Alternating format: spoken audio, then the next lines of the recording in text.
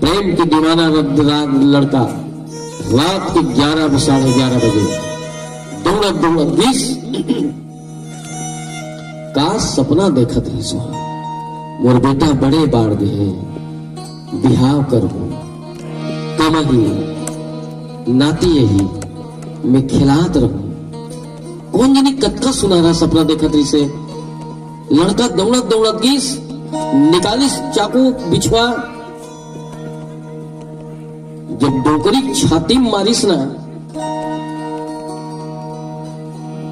दग लेकर आखी खुलिस क्योंकि तुम चिमनी जलत रही से